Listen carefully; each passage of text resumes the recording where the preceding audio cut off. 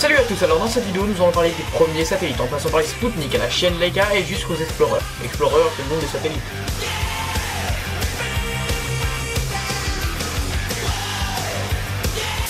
Pour commencer, nous devons nous rendre chez les soviétiques, donc c'est les Russes. Et savoir tout simplement qu'ils deviennent un des pays les plus avancés dans l'astronautique grâce aux travaux de l'ingénieur Sergei Korolev. Il construisit ses premières fusées dans les années 30 et mit au point en 1956 la SS-6, qui permit d'envoyer le premier satellite dans l'espace, c'est à savoir Sputnik. Et la date c'est le 4 octobre 1957. Et ensuite les Unions soviétiques lancèrent le 3 novembre 1957 le Sputnik 2 avec à bord la fameuse chienne Leica, qui je pense est un des animaux les plus connus du monde parce que c'est quand même le premier animal à être dans l'espace. Et les raisons de son envoi sont assez cruel pour la chienne, mais très bien pour l'humanité, parce qu'en fait son vol nous permit de vérifier si on pouvait envoyer des hommes dans l'espace. Mais après les Unions soviétiques savaient parfaitement que c'était impossible de faire revenir l'animal sur Terre, et Leica mourut après 10 jours dans l'espace.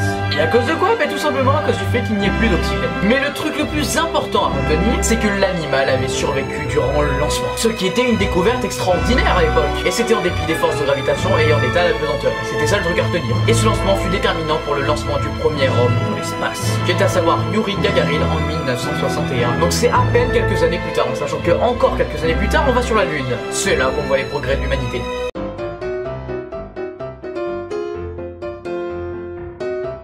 Mais bon, après avoir fait les comptes chez les Russes, passons au premier satellite américain. Et il faut dire que les Américains furent plus lents à faire des progrès en astronautique par rapport aux Russes. Ils essayèrent de lancer la fusée Vanguard en 1957, mais ce fut simplement un terrible échec. Et le gouvernement américain, en désespoir de cause, fit appel à l'ingénieur qui a conçu la première fusée moderne, c'est à savoir Wernher von Braun. L'équipe de von Braun, qui travaillait à l'agence des missiles balistiques de l'armée, qui était à Huntsville en Alabama, eut tout simplement le feu vert du gouvernement américain pour lancer 2 satellites. Le premier, Explorer 1, fut placé en orbite en 1958, grâce à la fusée Jupiter C, qui fut un modèle issu du V2. Et pour dire, Wernher von Braun participait à la création des fusées Saturn qui nous permirent tout simplement d'aller sur la Lune. Mais revenons à nos satellites. Faut savoir que certains des premiers satellites furent lancés par la fusée Juno, qui fut une version modifiée du missile balistique Redstone. Et la particularité de Juno, c'est qu'elle était très petite par rapport aux fusées soviétiques, qui fait que les satellites et leurs composants étaient miniaturisés. Et en particulier les satellites Explorer. Et pour dire en fait, Explorer 1 fait à peine 14 kg.